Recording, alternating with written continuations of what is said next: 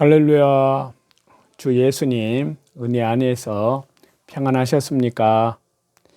오늘은요 구약성경 사무엘상 11장에서부터 13장까지 말씀인데요. 먼저 사무엘상 11장을 보시게 되면 여기에서는 사울의 암몬 족속의 정복과 사울 왕의 공식 즉위에 대한 말씀을 하고 있습니다. 자, 이제 하나님에 의하여 허락된 이스라엘 왕정 체제가 그 초대 왕인 사울의 등장으로 공식 태동되는 과정을 말씀하고 있는데요. 사울의 등장 과정을 중심으로 한 이스라엘 왕정 체제의 출범 과정에 대한 말씀은 사무엘과 사울의 만남, 그리고 사무엘이 사울에게 기름을 붓고 또 제비 뽑기 과정을 통해서 사울이 왕으로 선출이 되고요.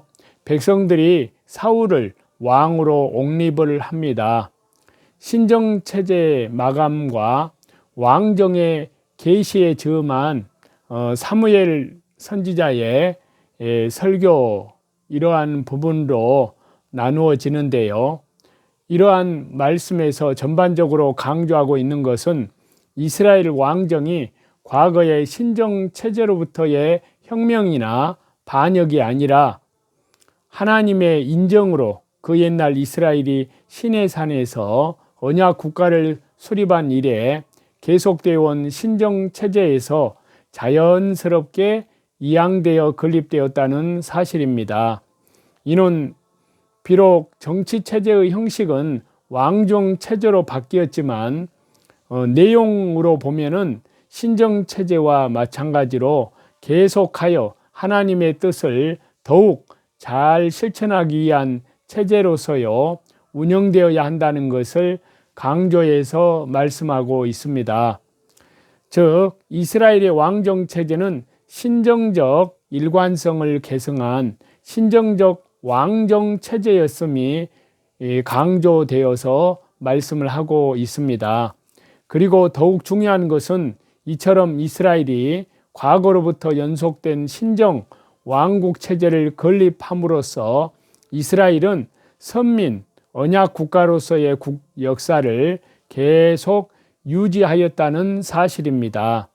이처럼 사울의 등장 과정을 통한 이스라엘의 신정 왕국 건립 과정을 말씀하고 있는 이러한 말씀의 연속 부분인 여기 사무엘상 11장은요 이미 왕으로 선출되었지만 아직 공식적으로 왕위에 오르지는 않았던 사울이 하나님의 성령님의 감동으로 벌떡 일어나 전 민족을 영도하여 혁혁한 군사적인 공로를 세우고 비로소 전 이스라엘의 왕으로 즉위하게 되는 과정을 말씀하고 있습니다. 그 암몬 족속의 침입으로 인한 야베스 거민들의 위기, 또 사울의 민족 영도와 암몬 족속을 격파하는 그런 내용과 사무엘을 중심으로 한 전 민족이 사울을 왕으로 옹립함, 이러한 말씀으로 하고 있습니다. 그래서 사무엘상 11장에 나타난 사울의 등장 이전에 사울의 신앙적인 모습과 등장한 이후에 내내 보여준 사울의 비신앙적인 모습을 대조하면서 저와 여러분 우리는 몇 가지 구속사적인 교훈을 발견하게 됩니다.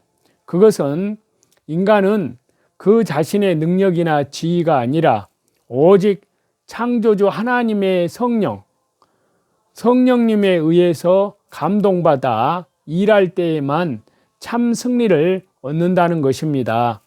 이것은 등장 이전에 초라했던 사울이 성령님의 감동되었을 때에는 완전한 승리와 아울러 백성들의 신망을 얻었지만 오히려 등장 이후에는 자기 뜻대로 행동하다가 내내 개인과 국가적으로 쇠퇴와 분열만 초래케 했다는 사실에서 잘 드러납니다. 다음은요, 사무엘상 12장인데요. 여기에서는 신정 왕국 계시에 처음한 사무엘 선지자의 설교 말씀입니다. 자, 여기에서는요, 사울 등장 과정을 통한 이스라엘의 신정 왕국 건립 과정을 말씀하고 있는 일련의 말씀의 종결부인 이 사무엘상 12장은요, 사울 왕의 공식 즉위로 이제 신정체제가 종결이 되고 왕정체제가 공식 출범하는 때에 즈음해서요, 그 자신, 지금까지 진행되어 온 신정체제의 마지막 지도자였던 동시에 이제 출범하는 왕정 체제의 건립을 위한 하나님의 대리자로서 산파 역할을 담당했던 사무엘 선지자가 남긴 경고와 권면의 설교를 기록해서 말씀하고 있습니다. 이를 보다 더 자세히 말씀을 드리면요, 설교 계시에 앞서 이제 역사의 전환기에 서서 사심 없이 설교를 전함을 먼저 밝힘으로써 그 이하에 행해질 설교의 권위를 미리 확보하기 위한 일종의 양심 선언이 먼저 행해집니다. 그 후에 계속해서 사무엘 선지자는요, 이스라엘 왕정이 계시되게 된 과정을 요약하면서 새삼 과거 하나님께서 선민으로 택해 주신 이래 계속 보호해 주신 이스라엘이 자신들의 죄 때문에 고통을 겪게 되자 근본적인 신앙 개혁은 하지 않고 정치 체제의 개혁만 요구하였던 잘못을 지적을 합니다. 그러면서 이제 어차피 왕정이 이런 연유로 시작된 마당에 다시 한번 왕정 체제 하에서라도 백성이 하나님께 불순종하면 큰 심판을 내리실 것을 우레와 비의 증표로서 경고를 했습니다. 이것은 역으로 말씀을 드리면 비록 형식적으로는 체제가 바뀌어서 왕정이 되었지만 실질적으로는 과거의 신정체제와 마찬가지로 하나님께서 유일한 창조주이시오 주권자이심을 선포하면서 향후로도 계속하여 하나님 창조주 하나님께 대한 순종만이 평화와 번영의 관건임을 증명을 한 것입니다. 그리고 끝으로 이제 새삼 자신들이 과거의 신앙 개혁은 하지 않고 왕정 요구만 했던 잘못을 깨닫고 두려워하는 자들에게 물론 왕정 요구의 동기와 자세는 나빴지만 왕정 체제 자체가 나쁜 것은 아니었고 또 어차피 이제 창조주 하나님의 허락으로 신정적 왕정이 계시되었기 때문에 이제는 과거를 잊어버리고 이후로는 왕정 체제 하에서라도 창조주 하나님께 순종하면 번영이, 그 반대의 경우에는 오직 몰락이 있을 것이기 때문에 계속 하나님 말씀에 순종할 것을 권면을 하고 있습니다. 그래서 사무엘상 12장은요, 지금까지 사무엘상 9장부터 12장에 걸쳐서 계속되어 온 구속사적 교훈, 즉 역사의 외면적인 모습은 바뀌어도 그 이면에서 역사를 홀로 주관하시는 분은 창조주 하나님, 바로 우리 주 예수 그리스도, 성령 하나님, 성삼위일체 하나님 한 분 뿐이시므로 각 시대의 사상이나 풍토에 변함이 없이 창조주 하나님만을 경외하는 것이 축복과 구원의 유일한 길임을 보다 더 직설적으로 강조해서 말씀을 하고 있습니다. 다음은요, 사무엘상 13장 말씀인데요. 여기에서는 사무엘상 13장부터 사무엘상 15장까지는요, 이제 갓 이스라엘 제1대 왕으로 등장한 사울의 치세를 기록해서 말씀하고 있고요.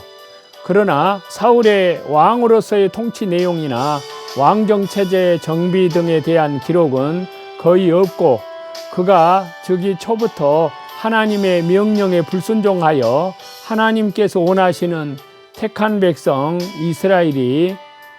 이스라엘의 왕이 할 수 없었던 사실에 초점이 모아지고 있습니다.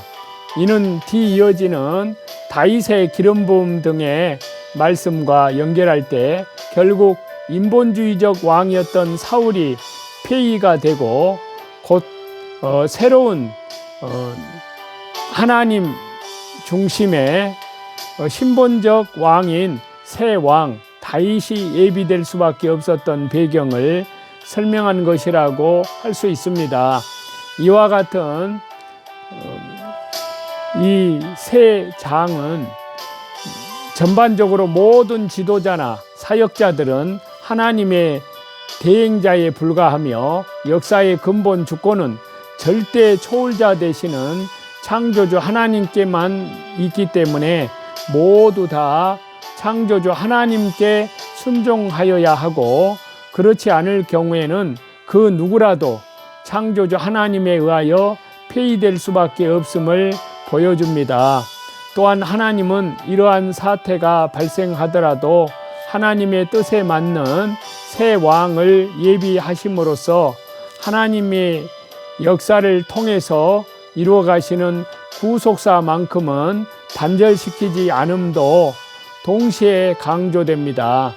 이같이 사울의 선민의 왕으로서의 초기 실정을 보여주는 일련의 이 말씀은 이 사무엘상 12장에서는요, 사울이 즉위 2년 만에 블레셋, 오늘날 팔레스타인과 일전을 치르게 된 경위를 설명하고, 사무엘이 드려야 할 출전 기념 제사를 사울이 율법을 어기고 스스로 집전함으로써 하나님의 제사 제도를 모독하고 왕위 폐지에 1차 예언을 받은 사실과 그 후에 사울이 출전하여 블레셋 팔레스타인 진영을 마주하고 포진하여 전투 준비를 마치는 그러한 장면을 말씀하는 그러한 순으로 그 하나님의 말씀의 내용이 전개가 됩니다. 결국 사울의 첫 번째 실수를 말씀한 여기 사무엘상 12장에서 우리는 구속사의 기본적 진리의 하나를 발견합니다.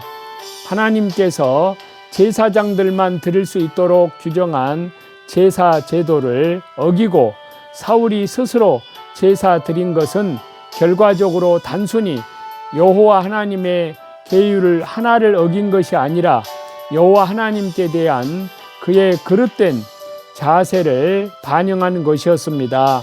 즉 그는 여호와 하나님께 제사를 드리고 하나님의 뜻대로 전쟁을 수행하려는 하나님의 종이요 대행자로서의 자세를 가진 것이 아니라 일단 출전과 전투에 대한 모든 것은 스스로 결정해 놓고 단순한 요식 행위로만 제사를 수행하려고 한 것입니다.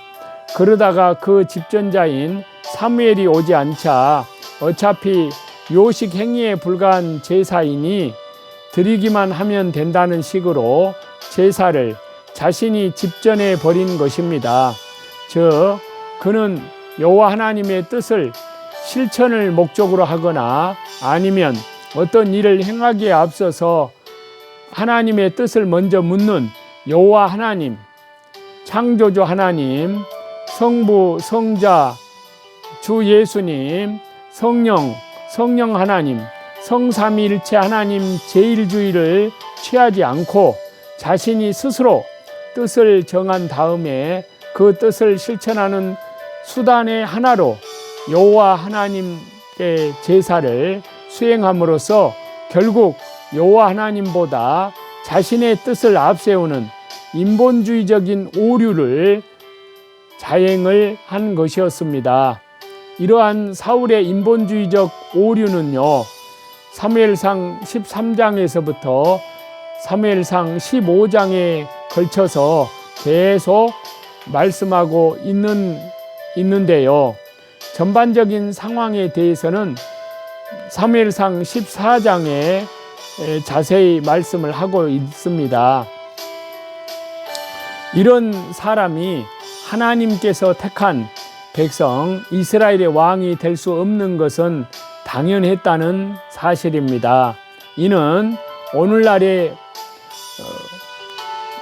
우리에게도 마찬가지입니다. 천국 백성으로서 초청받은 우리도 오직 하나님 제일주의로 행할 때만이 하나님 나라에 합당한 자로서 그 지위를 유지할 것입니다. 그래서 개인적으로는 오늘도 자기를 부인하고 자기 십자가를 지고 믿음의 주여 온전케 하시는 주 예수님, 다시 재림하시는 주 예수님을 향하여서 현재 주 성령님과 말씀과 기도로 동행하면서 또한 밖으로는 이뤄진 영혼들에게 하나님 나라의 우리 주 예수 그리스도의 십자가의 생명의 복음을 성령님의 능력과 권능으로 증거하시는 그 거룩한 역사에 착하고 충성된 믿음으로 동참하는, 그리고 우리 주 예수 그리스도 재림하실 때 착하고 충성된 신실한 주의 백성들로 다 하나님 앞에 서게 되는 저와 여러분이 다 되시기를 우리 주 예수 그리스도 이름으로 간절히 축원합니다. 감사합니다.